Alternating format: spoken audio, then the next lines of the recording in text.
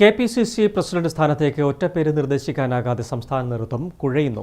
ഭരണവും പാർട്ടിയും തമ്മിൽ ഒത്തുകൊണ്ടുപോകാൻ പറ്റുന്നയാളെ പ്രസിഡന്റാക്കണമെന്നാണ് മുഖ്യമന്ത്രി വി ഡി സതീശന്റെ നിർദ്ദേശം. സതീശൻ മുന്നോട്ട് വയ്ക്കുന്ന പേരാകട്ടെ മറ്റ് നേതാക്കൾ അംഗീകരിക്കുന്നുമില്ല. കേരളത്തിലെ നേതാക്കൾക്കിടയിൽ അഭിപ്രായ ഐക്യം ഉണ്ടാകാത്തതാണ് KPCC പ്രസിഡന്റ് പ്രഖ്യാപനം നീളാൻ പ്രധാന കാരണം.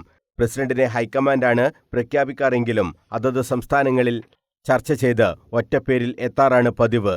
ഇവിടെ നേതാക്കളെല്ലാം പല വഴിക്കാണ്. ഭരണവും പാർട്ടിയും രണ്ടു വഴിക്കാവുന്ന സാഹചര്യം ഉണ്ടാകരുതെന്നാണ് ഹൈക്കമാൻഡ് പ്രധാനമായും മുന്നോട്ടുവെക്കുന്ന നിർദ്ദേശം.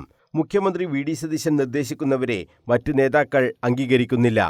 മാത്യു കുഴൽനാടൻ, ഷാഫി പറമ്പിൽ ഈ രണ്ട് നേതാക്കളിൽ ഒരാൾ പ്രസിഡന്റ് സ്ഥാനത്ത് എത്താനാണ് സാധ്യതകൾ ഏറെയും. കൊടിക്കുന്നിൽ സുരേഷ് MP-യും പ്രസിഡന്റ് സ്ഥാനത്തിനായി പരമാവധി ചരടുവലികൾ നടത്തുന്നുണ്ട്. KC വേണുഗോപാലിന്റെ നോമിനി തന്നെ പ്രസിഡന്റ് സ്ഥാനത്ത് എത്താനാണ് സാധ്യത. എന്നാൽ ഇത് മുഖ്യമന്ത്രി വി ഡി സതീശൻ അംഗീകരിക്കാൻ ഇടയുമില്ല. ഡൽഹി ചർച്ചകളിലും അഭിപ്രായ ഐക്യം ഉണ്ടായിട്ടില്ല.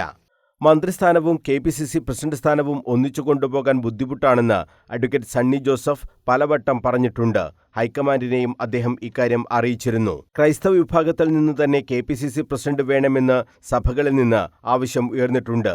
ഇത് മാത്യു കുഴൽനാടന് അനുകൂലമായ ഘടകമാണ്. നേരത്തെ സണ്ണി ജോസഫ് പ്രസിഡന്റ് സ്ഥാനത്ത് എത്തിയതും ഇത്തരത്തിലുള്ള സമ്മർദ്ദത്തെ തുടർന്നായിരുന്നു. കേരളത്തിൽ അഭിപ്രായ ഐക്യം ഉണ്ടാക്കാൻ ഹൈക്കമാൻഡ് അന്ത്യശാസനം നൽകിയിട്ടുണ്ട്. തീരുമാനമുണ്ടായില്ലെങ്കിൽ സ്വന്തം നിലയിൽ ഹൈക്കമാൻഡ് പ്രസിഡന്റിനെ പ്രഖ്യാപിക്കാനാണ് സാധ്യത. News bureau, Kannur.